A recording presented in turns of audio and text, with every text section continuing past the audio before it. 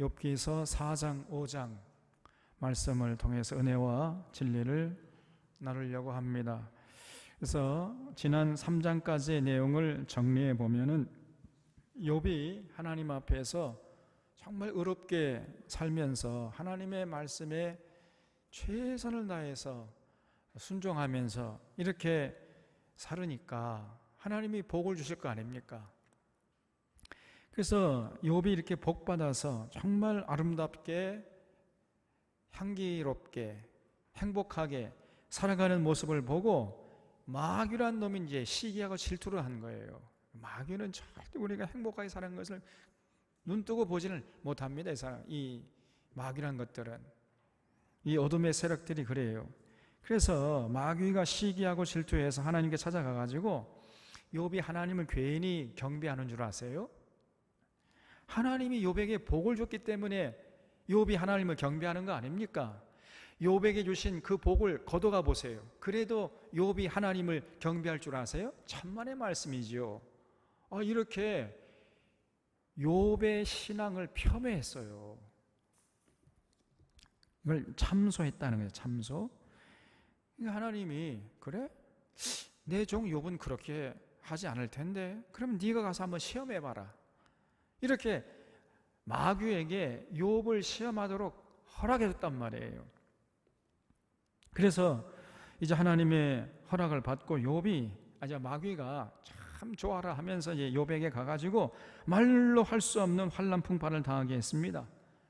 하루아침에 그 수많은 재산 다 잃게 만들어버리고 애지중지 키우던 사랑하는 아들, 딸들 10명이 하루아침에 사고로 다 죽어버리고, 또 심지어는 욥의 몸에도요 막 온몸에 종기가 나가지고 깨진 기와장을 가지고 제 가운데 앉아서 박박 긁어도 그 가려움증이 해소되지 않는 이런 고통을 당하게 한 거죠. 이게 마귀가 욥에게 준 시험이었어요. 그러니까 이런 고통을 당하는 모습을 옆에서 보면서 그 아내라는 자가, 아니 이 아내가 말이죠, 아내도 못됐어요. 특히 이런 아내가 사냐 말이에요. 우리 사론의 여성들 이런 아내 없지? 아내가 욥에게 그냥 바가지를 팍팍 긁어대도 이러고도 당신 하나님을 믿을 테요? 하나님을 저주가 나가 죽어요 그냥 쌍. 아니 쌍이란 말은 없지만은 이런 식으로 욥을 더 고통의 구렁텅이에 몰아넣었단 말이죠. 그러니까 그렇게 참 고통스러운 상황이었는데 그 소식을 듣고 욥의 세 친구 엘리바스, 빌닷, 소발 이 세 명이 이제 그 소식을 듣고 욥을 위로한답시고 찾아와 가지고요 보니까 자기가 상상한 것보다 훨씬 더 큰 고통을 당하고 있거든요. 그러니까 도대체 할 말을 찾지 못하고 7일 동안이나 그냥 멍하고 이렇게 멍 때리고 앉아 있었다는 거예요. 그 정도로 욥이 큰 고통을 당했습니다. 너무 큰 고통을 당하면요 할 말을 잃어버리잖아요. 그러니까 이런 고통을 당하면서 욥이 3장에서 우리가 봤지만은 자기 생애를 저주해버렸죠. 내가 어쩌다가 어머니 태에서 나와가지고 이런 고난을 당하는고, 어머니 태에서 나오다가 내가 죽었으면 좋았을 뻔했다. 어쩌다 이렇게 죽지 않고 살아나와가지고 이런 고통을 당하는가, 그러면서 자신의 생애를 저주하는 이런 말을 하나님 앞에서 늘어놨잖아요. 하나님께 원망하기는 좀 그러니까 아예 자신의 생애를 그냥 원망하면서 저주해버린 거예요. 그때 욥이 의인도 아무리 의인이라 할지라도 이 땅에 사는 동안에는 고난을 당하는 거야. 그러면서 그 고난을 인내하면서 이겨냈어야 되는데 욥의 믿음도 이런 차원까지는 나가지 못한 거예요. 욥의 믿음이라는 것이 그러니까 온전한 믿음은 사실은 아니었던 거죠. 그러니까 그 말을 듣고 이제 옆에서 위로했던 세 친구들이 그냥 막 의분이 일어났네. 자기 딴에는 욥이 자기 생애를 저주하면서 그러면서 자기의 의로움을 항변하니까 이제 이 욥의 세 친구들이 차례로 돌아가면서 욥을 윽박지르기 시작합니다. 그래서 4장 이후를 보면은 엘리바스, 빌닷, 소발 이 세 명의 친구들이 번갈아 가면서 욥을 위로한답시고 하는 말이 오히려 욥을 더욱더 고통의 구렁텅이로 몰아넣는 이런 결과를 낳았던 거예요. 그래서 여러분 이 욥기를 읽어보면요, 여기에는 하나님의 말씀도 있고, 그리고 전혀 하나님의 뜻이 아닌 욥의 세 친구의 말이 있어요.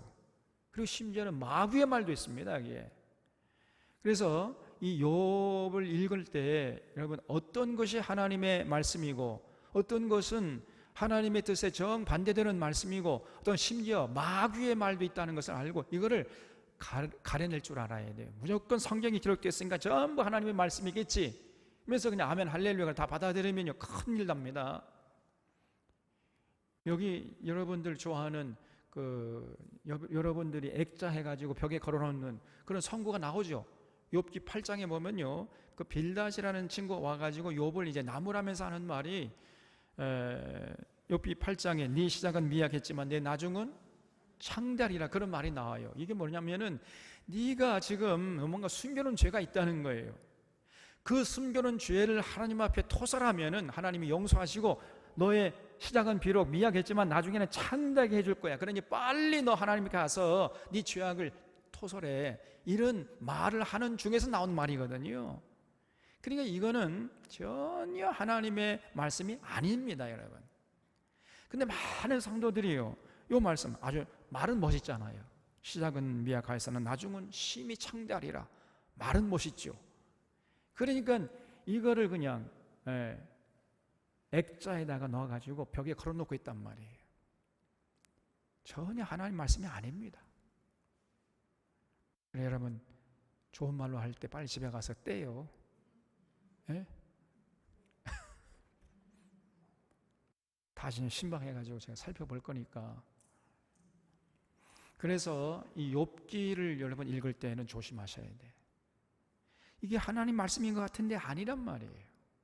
그거를 구별할 수 있어야 됩니다. 심지어 이게 마귀 말이라 한국까지 있으니까 그거를 이거는 하나님의 말씀이고 이거는 하나님이 띄고 정반대되는 말씀이고 이거는 마귀의 말이구나. 이게 딱 부러지게 구별이 돼야 돼. 그 욥이요 굉장히 여러분 중요한 책입니다. 그런 면에서. 그래서 이제 첫 번째 사람 엘리바스가 나와가지고 욥을 이제 윽박지르는데 욥의 말은 전부 틀린 말이에요. 이게 맞는 말 같은데 일견 보면 맞는데 보편적인 차원에서는 이게 맞는 말이에요. 그런데 욥의 경우는 전부 틀린 말입니다. 이게. 그러니까 이런 것들을 여러분 딱 구별할 수 있어야 된단 말이에요. 그래서 이 엘리바스가 4장 5장에서 이제 막 욥을 몰아세우고 있는데 4장 1절에 보면 대만 사람 엘리바스라고 했어요. 그래서 이 대만이라는 곳이 어딘지는 지금 확실하지 않습니다. 뭐 팔레스타인 가나안 땅 어디 뭐 금방이겠지만은 정확하게 어디라고는 딱 집어서 위치를 정할 수가 없어요. 어쨌든 이 대만 사람 엘리바스가 첫 번째 주자로 나서서 이제 욥을 위로한답시고 하는데 이 엘리바스라는 뜻 이름이 뭐냐면은 하나님은 정금이시다 이런 뜻이에요. 엘리바스라는 이름의 뜻 자체가 하나님은 정금이신 하나님 이런 뜻입니다. 그러니까 이 엘리바스의 아버지가 자기 아들을 낳고 자기 아들의 이름을 엘리바스라고 지었을 거 아닙니까? 그러니까 이 엘리바스 아버지가 믿음이 참 좋았던 것 같아요. 그러니까 이제 자기 아들을 하나님은 정금이시다, 엘리바스다 이렇게 이름을 지었을 거 아닙니까? 그래서 이 엘리바스는 믿음이 좋은 아버지 밑에서 자란 사람이었던 거지요. 그러니까 이제 엘리바스 마음속에는요, 자기 딴에는 자기 믿음이 좋은 줄 알았어요. 그래서 이제 자기 믿음의 차원에서 이제 욥을 보면서 지금 욥을 판단하고 정죄하는데 하나도 맞는 말이 없어. 하나도. 참 기가 막힌 일입니다. 자기 확신에 차가지고 자기의 믿음의 눈으로 바라보면서 상대방을 오히려 더 성숙한 믿음의 소유자를 함부로 판단하고 정죄하고 막 이런 짓을 하는 거예요. 예. 근데 여러분, 엘리바스만 그런 게 아니라 오늘 이 시대에도 이런 사람들이 있단 말이에요. 있는 게 아니라 많이 있습니다, 여러분. 그런 실수를 우리는 절대로 반복해서는 안 됩니다. 이런 의미에서 이 엘리바스의 말을 우리가 유심히 주목하는 것이 굉장히 필요한 것이고 중요한 공부가 되는 거예요. 1절을 보겠습니다. 대만 사람 엘리바스가 대답하여 이르되 누가 네게 말하면 네가 실증을 내겠느냐? 누가 참고 말하지 아니하겠느냐? 그랬죠? 그러니까 이게 무슨 말이냐면은 내가 너에게 이제 말하면은 네가 분명히 실증을 내고 듣기 싫어 할 것 같다는 거예요. 그러나 그래도 내가 이 말만큼은 좀 해야 되겠다. 참 이렇게 막 팔을 걷어붙이고 나서는 겁니다. 그러니까 네가 지금 하는 말을 들어보니까 내가 도저히 참고 있을 수가 없다는 거예요. 그러면서 이제 한다는 말이 하는 말마다 틀린 말이에요. 오히려 욥을 위로하는 것이 아니라 욥을 더 그냥 고통의 구렁텅이로 밀어나가지고 죽어라 하게 만드는 겁니다. 그래서 나중에 더 이제 자세하게 보겠습니다만은 사실 이 엘리바스의 믿음이 정말 엉터리야 이게. 근데 자기 딴에는 자기가 믿음이 좋은 줄 알았단 말이에요. 그게 참 얼마나 기가 막힌 현실입니까?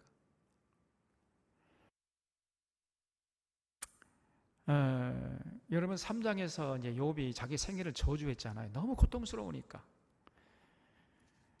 그러면서 자기가 아무런 잘못이 없다는 것을 항변했잖아요. 그 말이 맞습니다. 욥이 말이 그렇잖아요. 아무리 돌아봐도 욥이 하나님 앞에 죄를 지은 게 없었어요.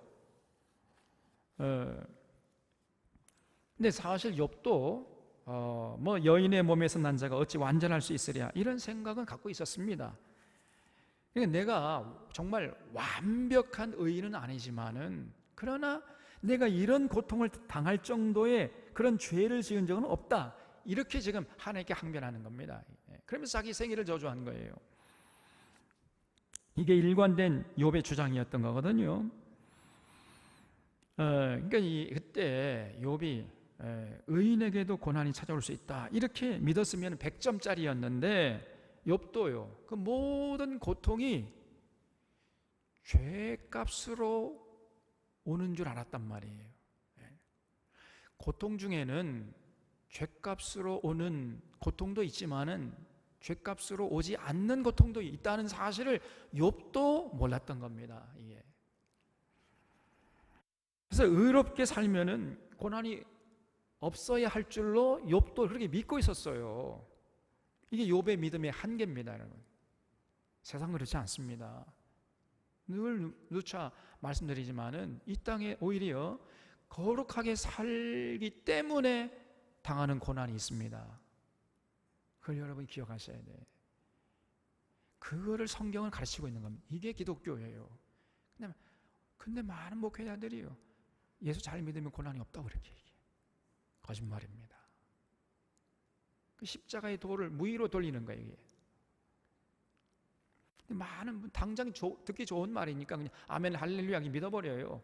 그리고 고난 당하면 혹시 내가 뭐 잘못해가 내가 뭐 하나님과 죄 지은 게 있어가지고 죄값으로 당하는가 이렇게 하면서 두려워하는 겁니다. 그리고 낙심하고 그냥 하나님이 나를 버리셨나 뭐 이러면서 절망하고 이런 반응을 보인단 말이에요. 이게 잘못된 믿음 때문에 잘못된 목회자의 가르침이요 잘못된 성도들의 믿음 때문에 이런 결과를 낳고 있단 말입니다, 여러분. 그래서 전혀 세상이 그렇게 단순하지 않습니다. 이 땅에 사는 동안에 제가 말씀드린 세 가지 종류의 고난이 있다. 죄값으로 오는 고난도 있지만은 오히려 주님의 뜻을 받들다가 당하는 고난도 있단 말이에요. 아까 오전에 봤던 이 바울처럼 바울이 그랬잖아요. 바울이 말할 수 없는 살 소망까지 끊을 정도의 그 고통을 당했다고 고백하지 않았습니까? 의인이 이 땅에서 사는 동안에 오히려 고난당하는 거예요. 예수님께서 말씀했잖아요. 그럴 때는 오히려 뭐라고 그랬습니까? 기뻐하고 즐거워하라 그랬어요. 왜냐하면 하늘에서 상이 큼이니라. 근데 지금 한국 교회는 전 이런 차원에서 강조를 않고 그냥 예수 믿으면 그냥 아무런 고통이 없고 잘 먹고 잘 사업 잘 되고 출세하고 그냥 이런 것만 가르쳐요. 한쪽 진리만 가르친단 말이야. 한쪽.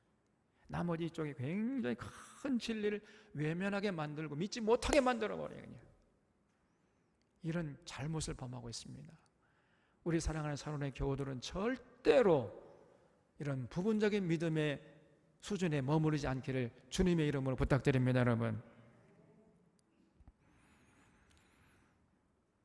그래서 이욥이 자신의 생애를 저주해 버리니까 그 얘기를 듣다 그냥 못 참겠다고 하면서 이제 엘리바스가 한마디 해야겠다 하면서 이제 한다는 얘기. 3절에 보라, 전에 내가 여러 사람을 훈계했고 손이 늘어진 자를 강하게 했고 넘어진 자를 말로 붙들어 주었고 무릎이 약한 자를 강하게 했거늘 이제 이 일이 너에게 이름에 네가 힘들어하고 이 일이 내게 닥침에 네가 놀라는구나. 그러면서 비아냥거리지요. 그게 무슨 말이냐면은 네가 네 이웃이 고난당할 때 네가 갔잖아. 네가 가가지고 네가 뭔가 잘못한 거 있으니까 이런 꼴을 당한 거 아니야 이거사. 너 자신 돌아봐. 이러면서 너도 지금 고난당하는 이웃에 가가지고 위로한답시고 그 모든 고난이 죗값으로 온다고 그렇게 얘기하지 않았어. 그런데 네가 똑같은 꼴을 당하니까 지금 하나님 자꾸 아무런 잘못이 없다고 하면서 왜 이렇게 낙심하느냐 말이에요. 이런 말이죠. 그러니까 원래 이 엘리바스라는 사람이요 상당히 나이가 많은 사람이었어요. 우리가 이걸 어떻게 알 수 있느냐면은 보통 우리도 말할 때에 누가 먼저 말합니까? 나이가 많은 사람이 말을 해요? 나이가 적은 연소한 사람이 말을 해요? 누가 먼저 말을 하죠?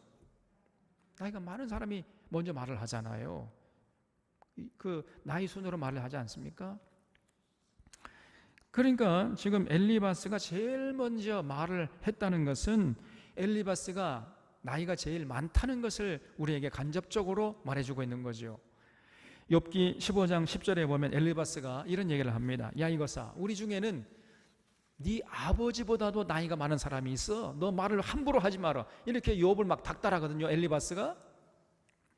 그러니까 엘리바스와 빌닷과 소발 중에 욥의 아버지보다 나이가 많은 사람이 있다는 거예요. 그러면 누굽니까?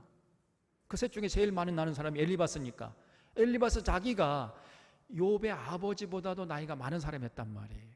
그러니까 욥에 비교해 보면 욥보다도 나이가 한 30살 이상 정도 나이가 많은 사람이었단 말이에요.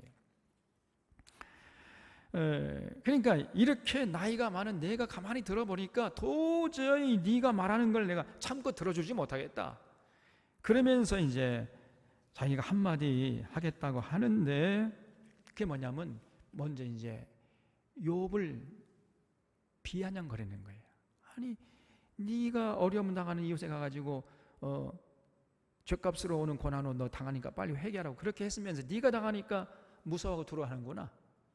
너 왜 그래? 네가 옛날에 그랬잖아. 그러면서 이제 지금 비웃는 거죠. 6절에 내 경외함이 내 자랑이 아니냐, 내 소망이 내 온전한 길이 아니냐. 그렇죠? 그러니까 하나님을 경외하는 그런 믿음이 있다면 끝까지 하나님을 경외해야지. 뭐 조금 어려움이 있다고 막 낙심하고 자기 생애를 저주하면 이렇게 하면 되겠느냐 말이에요. 이런 얘기죠. 그러니까 욥이 하나님에게 대해서 언짢은 마음이 좀 있었던 겁니다. 그런데 이제 하나님께 나가서 뭐 불평하기는 그렇고 그러니까 자기 생애를 저주해 버린 거예요. 내가 완전한 사람은 아니지만 이렇게까지 큰 고통을 당할 만큼 큰 죄를 범한 적은 없다. 이런 얘기했던 거지요. 이게 이제 욥의 기본적인 입장이었던 거거든요.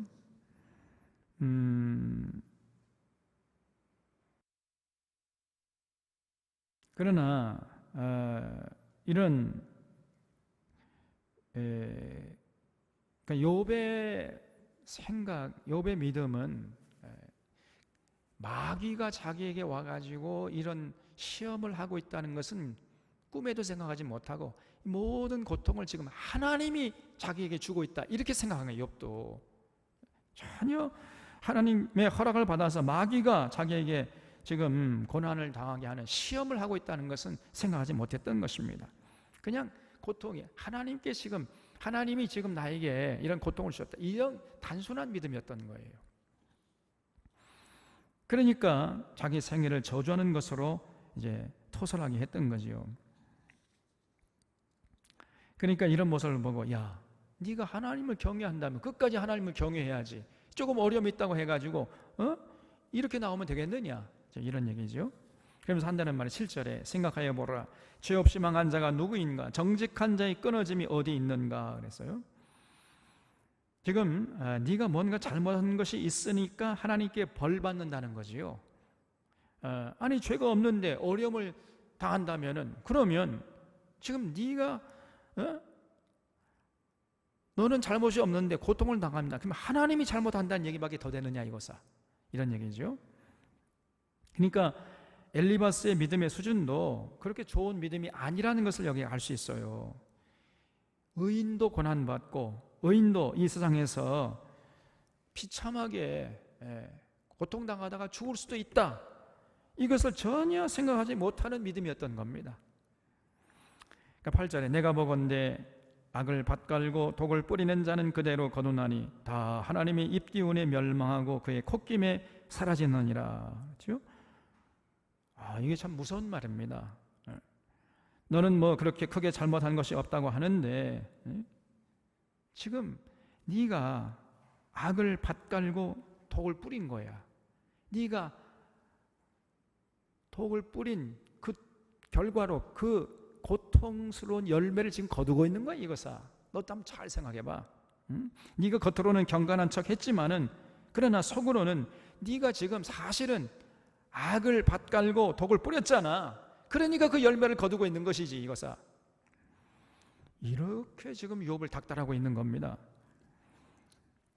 그러니까 욥의 재앙이 뭔가 하나님 앞에 큰 죄가 있기 때문에 닥치고 있다는 거예요. 여러분, 이렇게 고난을 당하는 욥에게 가서 함부로 위로한 이런 말을 어떻게 할 수 있습니까, 여러분? 생각해보세요. 지금 우리 믿음의 식구 중에 어떤 사람이 큰 환난, 풍파를 당하고 있는데 가가지고 네가 뭔가 잘못된 거 있으니까, 숨겨놓은 죄가 있으니까 지금 이런 고난을 당한 이거사, 빨리 그걸 이슬주과에 토설해. 이러면 되겠어 이게? 그래서 악을 밭갈, 지금 욥이 악을 밭갈고 독을 뿌렸기 때문에 그 고통을 지금 맛보고 있다는 거예요. 그 사실이 아니잖아요. 욥이 언제 악으로 밭을 가고 독을 뿌렸습니까? 그런 적 없거든요. 그래서 이 말은 욥에게는 해당이 안 되는 말입니다. 일반적으로는 이 맞는 말이에요. 그렇죠? 여러분, 악으로 밭갈고 독을 뿌리면 그대로 거두게 되잖아요. 일반적으로는 맞습니다만은 욥의 경우에는 맞지 않는 말이란 말이에요. 그래서 여러분, 일반론을 함부로 어떤 특수한 경우에 적용시키면 안 됩니다. 많은 사람들이 그런 우를 범해요. 이 말은 이거는 누구에게 해당되느냐? 이명박이나 윤석열 같은 이런 사람에게는 해당되는 얘기예요, 이게. 그래서 이 엘리바스가 이런 말을 하려면 누구에게 가야 된다고? 이명박이나 윤석열 찾아가 가지고 이런 말을 해야 돼. 욥에 가서 한 말이 아니란 말이에요, 이거는. 이것도 구분 못하고 그냥 아무한테 가가지고 일반론을 들이대요. 이런 우를 범하는 사람이 많습니다, 사실은. 조심해야 됩니다. 그래서 죄라는, 이 고난이라는 게 꼭 여러분 죄 때문에 오는 것은 아니란 말이에요. 물론 대부분의 경우가 죄를 지어서 그 죄값을 치르기 위해서 오는 고난이 많아요. 대부분의 경우가 그렇습니다. 그러나 그렇지 않은 예외적인 경우도 있단 말이에요. 이걸 잊지 마셔야 돼요. 아무런 까닭 없이 당하는 고난도 있고 하나님의 뜻을 이루기 위해서 당하는 적극적인 고난도 있는 거예요. 바울처럼. 이렇게 다양한 고난이 있을 수 있다는 사실을 욥도 몰랐고 욥도 믿지 않았고 엘리바스나 빌단, 소발 전부 다 그걸 몰랐던 거예요. 그냥. 그런 믿음의 수준이었기 때문에 그런 믿음으로 모든 상황과 현상을 진단하고 해결책을 제시하니까 맞을 리가 없는 거죠. 맞을 리가. 그래서 고난당하는 이웃을 더 고통스럽게 만드는 이런 결과를 낳게 했던 것입니다. 큰 실수한 거죠. 함부로 여러분 말하고 함부로 판단하고 함부로 이웃을 정죄하고 그러면 안 된단 말이에요. 10절에 사자의 우는 소리와 젊은 사자의 소리가 그치고 어린 사자의 이가 부러지며 사자는 사냥할 것이 없어 죽어가고 암사자의 새끼가 흩어지니라. 이렇게 참 말도요 유식하게 말을 잘합니다. 지금 욥이 이렇다는 거예요. 그러니까 욥이 한때는 젊은 사자 같았다는 겁니다. 젊은 사자처럼. 그렇죠. 욥이 정말 굉장히 우렁차고 막 떠오른 태양같이 그렇게 막 밝고 맑고 막 힘찼잖아요. 그런데 지금은 온 집안이 풍미 박산나고 욥의 건강도 다 무너지지 않았습니까? 그러니까 그런 꼴이 마치 늙은 사자처럼 처량한 신세로 이제 전락했다는 거지요. 그렇게 된 이유가 뭐냐? 네가 지금 하나님 앞에 뭔가 잘못한 것이 있는데 그걸 토설하지 않고 지금 숨기고 있다는 거예요. 그러니까 지금 이런 꼴을 당하는 거예요. 이거사.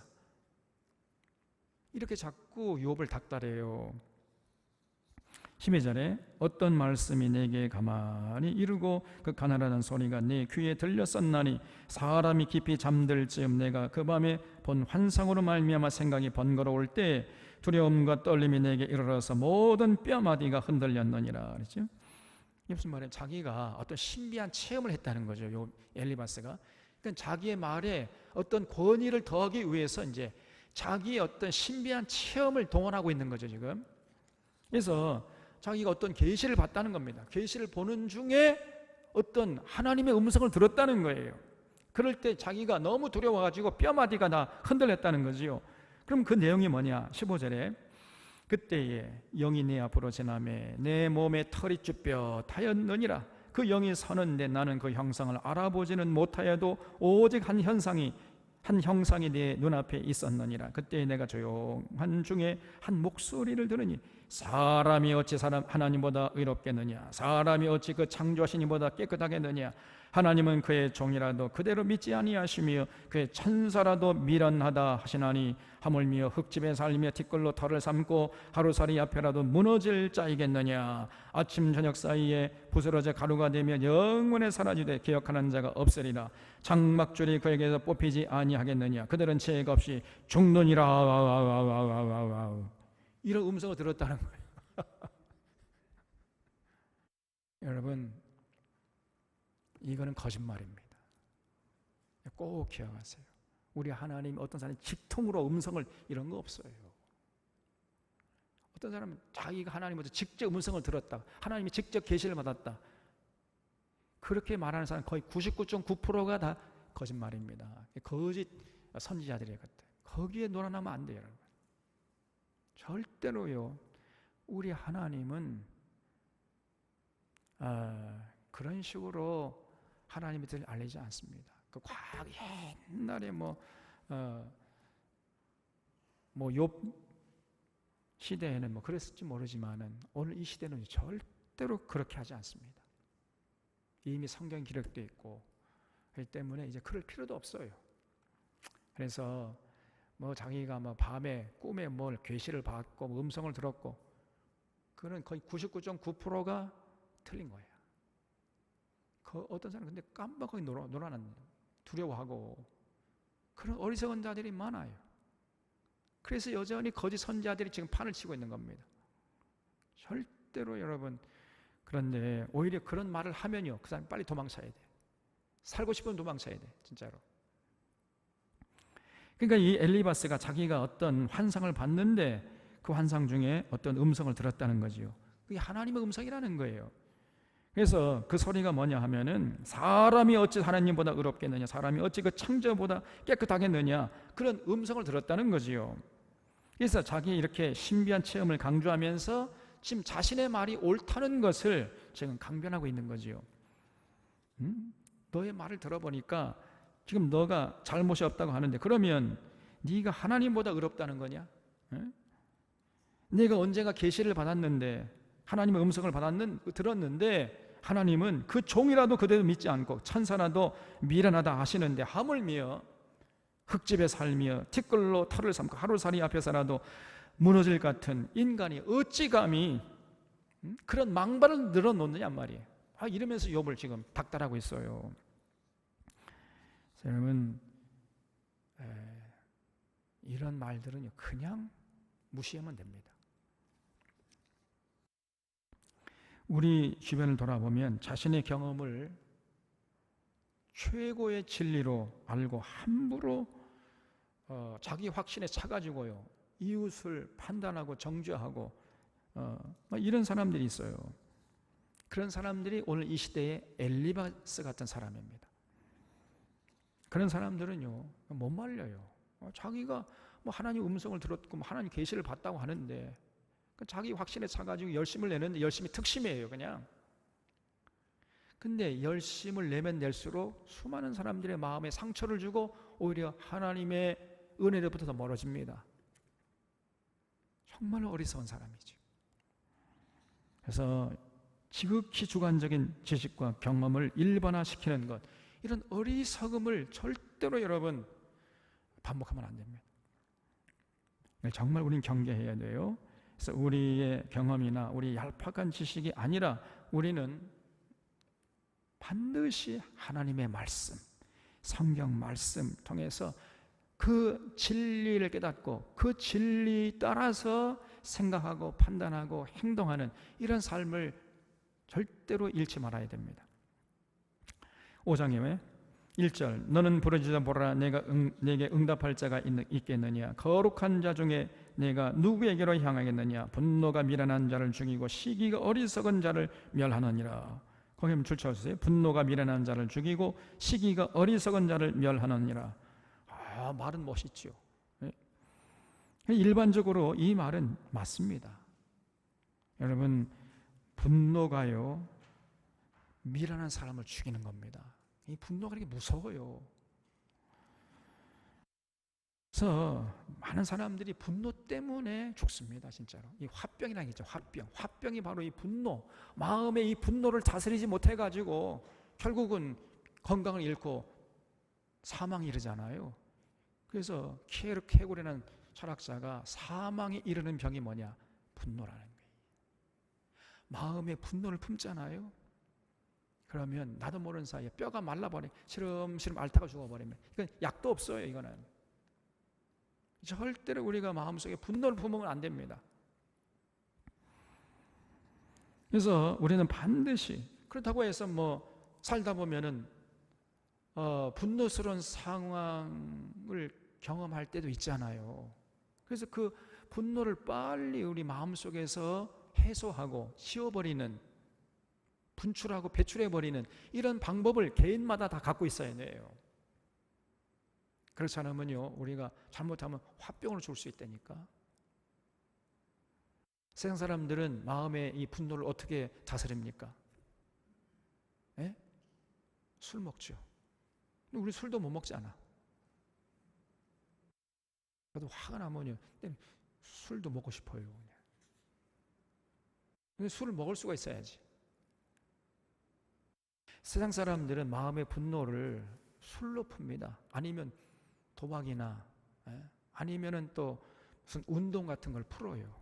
근데 우리 믿음의 사람들은 그렇게 할 수가 없으니까 어떻게 풀어야 됩니까?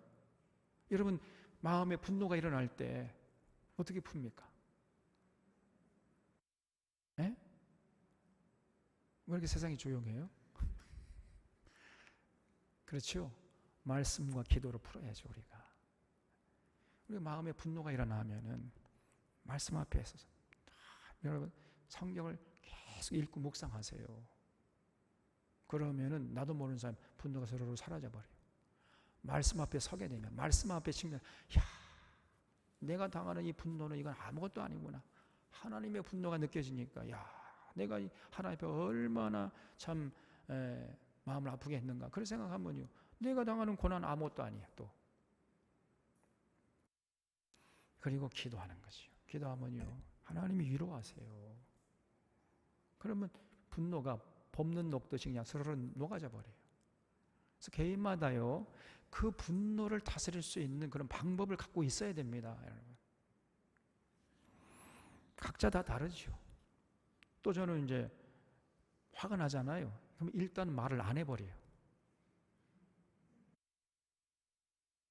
그러면 이제 아내가 이제 고통스러워 죽는 거예요, 그냥. 근데 한 말을 안 하다가 이렇게 하면 아내가 고통스러운 모습을 보면 또 이제 짠해가지고 말을 해 또. 그리고 이제 운동을 합니다, 운동을 하면서 땀을 쭉 흘리면은요, 고통이 좀 조금 사그라져요. 또 기도하고 말씀으로. 이렇게 하면은 해소되는 거죠. 그래서 여러분도 각자 나름대로 분노를 푸는 이런 방법을 갖고 있어야 됩니다. 그리고 여기 시기가 어리석은 자를 멸하느니라 그랬죠? 어리석은 자는요, 왜 망하느냐? 시기하고 질투하는 거예요. 그러니까 어리석은 거죠. 아무것도 아닌 문제인데 자꾸만 그 남과 비교하면 시기하고 질투를 해. 남이 잘 되는 걸 두고 보지 못하는 겁니다, 그냥. 그러니까 결국은 이제 망하는 겁니다. 그래서 어리석은 자는 시기와 질투 때문에 망한다. 그러니까 욥이 지금 그렇다는 거예요. 그래서 이 일반적으로는 맞는 말이지만은 그러나 그 욥에게 지금 적용시키는 건 틀린 말이단 말이에요. 욥은 절대로요, 분노하지 않았어요. 그리고 질투하지 않고 어리석은 자가 아닙니다. 그런데 지금 엘리바스가 욥을 지금 어리석은 자라고 정죄해버리고 지금 너 분노 때문에 네가 망한 거 이렇게 지금 정죄하고 있잖아요.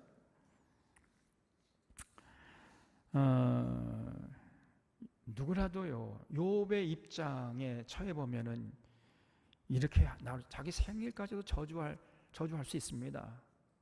지난번에 우리가 봤지만 예레미야도 너무 고통스러우니까 하나님의 일을 하다가 사람들이 그냥 예레미야를 막 저주하고 저 바벨론의 간첩이다, 그냥 민족 반역자다, 막 이렇게 하면서 자기를 핍박하니까 나중에 자기 생일을 저주해 버리잖아요. 고통스러우면요, 진짜 살 소망까지 끊어지면은 자기 생일을 저주하고 싶은 마음이 생기는 겁니다. 사실은 이 욥의 어떤 행동이 이해가 가는 측면이 있어요. 그래서 너무 억울하니까 한마디 하면은 엘리바스가 그걸 받아가지고 그냥 막 죽으라고 그냥 말로 폭력을 행사하는 거죠. 여러분, 이 사람이요, 꼭 주먹을 휘둘러만 폭력하는 게 아니라 언어 폭력, 이게 굉장히 심각한 폭력입니다. 지금 엘리바스가 욥에게 말 한마디 할 때마다 그냥 몽둥이로 지금 막 욥을 때려치고 있는 거예요. 그냥 죽으라고. 이런 어리석은 짓을 하고 있어요, 엘리바스. 자기 확신에 차가지고.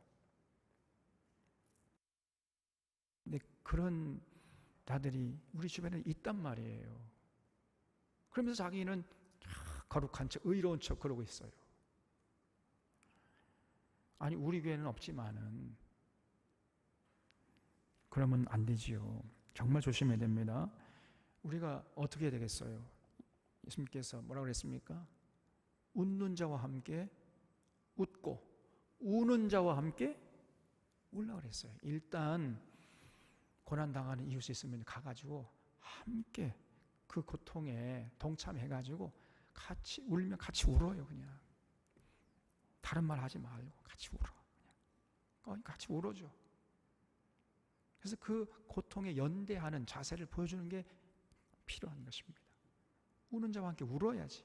지금 엘리바스는 전혀 이 욥에 당하는 고통을 느끼지 못하고 있잖아요. 오히려 그냥 욥을 더 죽어라 그냥 고통스럽게 하고 있지 않습니까? 그러니까 믿음이 있다고 하면서 오히려 주변 사람들을 더 고통스럽게 만드는 이런 사람들이 있어요. 전혀 믿음이 좋은 게 아닙니다.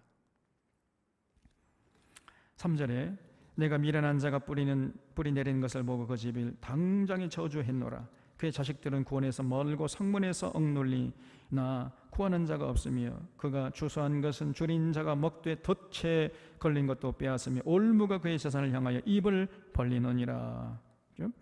그러니까 이 말도 맞지만은 전부 일반론입니다. 그러니까 일반론을 특수한 욥에게 적용하면은 잘못이죠. 이런 우를 범하고 있는 걸 전혀 모르고 있어요. 엘리바스가 나이만 많이 먹었지 전혀 무엇이 참이고 무엇이 거짓인지 분별할 수 있는 분별력이 이 사람이 없는 거예요. 6절에 재난은 티끌에서 일어나는 것이 아니며 고생은 흙에서 나는 것이 아니니라. 이 말도 얼마나 멋있습니까? 그렇잖아요. 재난은 티끌에서 일어나는 것이 아니고 고생은 흙에서 나는 것이 아니죠. 티끌이 어떻게 우리에게 고난을 재난을 줍니까? 아무런 생기도 없는 흙이 어떻게 우리에게 고생을 가져다 줄 수 있느냐 말이에요. 그럴 수가 없는 거잖아요. 그러니까 까닭 없는 고난이 없다는 말이고, 지금 욥이 이렇게 큰 고난 당하는 걸 보니까 지금 뭔가 마음속에 숨겨놓은 죄가 있다는 거예요. 그러니 빨리 그 죄를 생각해보고 토설해라. 그래야 네가 살 길이 열린다. 이런 얘기죠. 7절에 사람은 고생을 위하여 났으니 불꽃이 위로 날아가는 것 같으니라. 나라면 하나님을 찾겠고 내 일을 하나님께 의탁하리라 그랬어요. 참 기가 막히죠. 나라면 이렇게 하겠다 하면서 한 수 가르쳐 주겠다는 거지요. 그러니까 욥의 불행은 하나님을 의탁하지 않았기 때문이라는 겁니다. 여러분, 욥이 하나님을 의탁하지 않았어요? 얼마나 욥이 하나님을 의탁을 많이 했습니까? 어떤 잔치를 하고 나면은 그냥 한 사람 혹시나 자기 자식들이 하나님께 죄를 지은 게 있을까 염려해가지고 한 사람 위해서 그 속죄 제사를 드렸잖아요. 얼마나 욥은 하나님의 의탁을 많이 했냔 말이에요. 그런데 지금 엘리바스 말은 욥이 하나님을 의탁하지 않았기 때문에 그런 고통이 왔다는 거예요. 그냥 함부로 판단하고 정죄해 버리는 겁니다. 위로하겠다고 와가지고는 말끝마다 욥을 판단하고 정죄합니다. 자기의 조그만 경험과 지식을 가지고 함부로 이웃을 판단하고 정죄하고, 그래서 고난당한 이웃을 더 고통스럽게 만드는 이런 짓을 하고 있어요. 그러면서 나라면 하나님을 찾겠다. 아니 지금 욥이 하나님을 찾지 않아서 이런 고난을 당하는 거예요? 마귀가 와가지고 마귀 시험하는 차원에서 한 거 아닙니까? 얼마나 이 진단도 틀렸고 지금 해법도 틀린 거예요, 이게 엘리바스가. 근데 그걸 자꾸 들이대는 거죠, 욥에게. 9절에 하나님은 헤아릴 수 없이 큰 일을 행하시고 기이한 일을 셀 수 없이 행하시나니 비를 땅에 내리시고 모를 밭에 보내시며 낮은 자를 높이시고 애곡하는 자를 일으키사 구원에 이르게 하시느니라. 이 말은 다 맞는 말이, 다 일반론입니다 이게. 그러나 욥에게는 맞지 않은 말이. 하나님은 교활한 자의 계교를 꺾으사 그들의 손이 성공하지 못하게 하시며. 그렇죠? 정말 교활한 자의 계교를 꺾으시는 하나님, 그들의 손이 성공하지 못하게 하시는 하나님, 그런 하나님이죠. 그런 하나님이 진짜 이런 이명박이나 전두환이나 윤석열 같은 사람에 가가지고 정말 그렇게 했으면 좋겠잖아요. 그러니까 이명박이나 전두환이나 윤석열 같은 사람에게는 맞는 말이지만 욥에게는 맞는 말이 아니란 말이에요. 이게 아무한테 가가지고 그런 말을 하면 되겠습니까? 우리 하나님은 교활한 자의 계교를 꺾으시고 그 손에 성공을 허락지 않으시는 분이죠. 맞는 말이죠. 그리고 지혜로운 자가 자기의 계략에 빠지게 하시며 간교한 자의 계략을 무너뜨리시는 하나님, 그래서 그들은 낮에도 어두움을 만나고 대낮에도 더듬기를 밤과 같이 하게 하시는 하나님. 이 말은 맞는데 욥에게는 틀린 말이다. 그러니까 이 엘리바스가요, 지금 젊은이들이 하는 말로 치면은 꼰대 같은 짓을 하고 있어요 지금. 그 자기 확신에 차가지고 말도 되지 않는데 그냥 자기 상식을 그냥 강요하고 있는 거죠. 15절에 하나님은 가난한 자를 강한 자의 칼과 그 입에서 또한 그들의 손에서 구출하여 주시나니 그러므로 가난한 자가 희망이 있고 악행이 스스로 입을 다무나니. 이런 말은요 누구든지 할 수 있는 얘기입니다. 이거 다 일반론이죠. 욥의 경우는 맞지 않죠. 지금 하나님이 욥에게 고난 준 게 아니고 마귀가 고난한 거 아닙니까? 마귀가 욥을 시험하려고 한 건데 엘리바스는 꿈에도 생각하지 못하고 있어요. 욥도 그렇죠. 욥도 그렇고 엘리바스도 나중에 이제 빌닷이나 소발도 우리가 살펴보겠으면 전부 그렇습니다. 그런 수준이에요. 그런 믿음을 가지고 세상을 보고 고난을 보니까 완전히 잘못된 해석을 해버리는 거죠. 17절에 볼지어다 하나님께 징계받는 자에게 복이 있나니 그런즉 너는 전능자의 징계를 업신여기지 말지니라. 지금 욥이 당하는 고난을 하나님이 징계로 보고 있어요. 근데 하나님의 징계가 아니라 뭡니까 이게? 욥에 당하는 고난은 뭐였어요? 하나님의 징계가 아니고 마귀의 시험이었잖아요. 하나님의 징계가 아닙니다. 마귀의 시험이었어요. 근데 엘리바스는 이거를 하나님의 징계로 보는 거예요. 그러니까 진단이 틀리니까 처방은 완전히 틀리겠지요. 그런데 그러면 이제 입을 다물어야 돼. 끊임없이 말을 해 이 사람이. 좀 그 입 좀 다물어라 그냥. 그런 말을 하고 싶어요 그냥. 그런데 그냥 막 입을 나불나불 대. 욥에게 얼마나 고통스러웠겠습니까? 욥을 더욱 고통스럽게 하는 헛소리를 그냥 자꾸 늘어나요. 그래서 18절에 하나님은 아프게 하시다가 싸매시며 상하게 하시다가 그의 손으로 고치시나니 6가지 환난에서 너를 구원하시며 7가지 환난이라도 그 재앙이 내게 미치지 않게 하시며. 아주 근사한 말을 계속 늘어놓습니다. 그러니까 네가 네 잘못을 인정하면 하나님이 자비하셔서 네가 아무리 큰 죄를 졌어도 7가지 재앙이라 할지라도 너를 구원해 줄 것이다. 그러니 하나님의 징계를 업신여기지 말고 빨리 하나님께 돌아와서 네 죄를 자복해라 이런 얘기죠. 이거는요 윤석열에게 맞는 얘기 되니까 욥에게는 안 맞는 말이에요. 20절에 희근 때의 죽음에서 전쟁 때의 칼의 위협에서 너를 구원하실 터인즉 네가 혀의 채찍을 피하여 숨을 수가 있고 멸망이 올 때에도 들어가지 아니할 것이라. 너는 멸망과 기근을 비웃으며 들짐승을 부러워하지 말라. 들에 있는 돌이 너와 언약을 맺겠고 들짐승이 너와 화목하게 살 것이니라. 네가 내 장막의 평안함을 알고 내 우리를 살펴도 잃을 것이 없을 것이며 내 자손이 많아지며 내 후손이 땅의 풀과 같이 될 줄을 네가 알 것이라. 네가 장수하다가 무덤에 이르느니 마치 곡식단을 제때에 들어 올림 같으니라. 볼지어다 우리가 연구한 바가 이와 같으니 너는 들어보라. 그러면 내가 알리라. 그러니까 전부 만약에 욥이 진실로 지은 죄를 인정하고 토설하고 회개하면은 하나님께서 다시 복을 주시겠다 이런 얘기죠. 그러니까 빨리 자복하고 하나님께 돌아가라 이런 얘기지요. 완전히 욥의 입장에서 볼 때는요 이거는 헛소리에 불과한 겁니다. 틀린 말이야. 그래서 여러분 이제 이런 엘리바스의 말을 듣고 욥이 너무 고통스러워 가지고 또 한마디 해요. 그게 이제 욥기 6장 7장 아주 길게 나옵니다. 그래서 그 욥의 항변에 대한 말씀들은 다음에 이제 보기로 하고, 어쨌든 이제 우리가 이 엘리바스 같은 실수를 자칫하면 할 수 있어요. 우리도 모르는 사이에 대부분 믿음이 좋다는 사람들이 이런 실수를 합니다. 엘리바스 같은 그런 실수를 해요. 정말로 조심해야 돼. 우리 사론의 교우들은 함부로 이웃을 판단하고 정죄하고 더 고통의 구렁텅이로 몰아넣는 이런 몰지각한 이런 악한 짓을 경계하는 성숙한 자들이 될 수 있기를 바랍니다.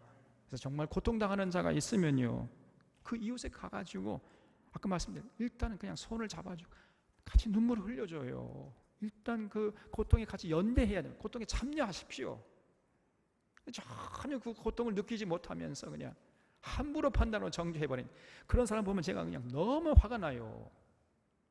심지어는요 어떤 사람은 장례식에 가서서 지금 장례식에서 지금 사랑하는 아내와 남편이 이제 돌아가셔가지고 슬프 울고 있는데 전혀 그런 어떤 연민의 정이나 그런 고통을 느끼지 못하고 가가지고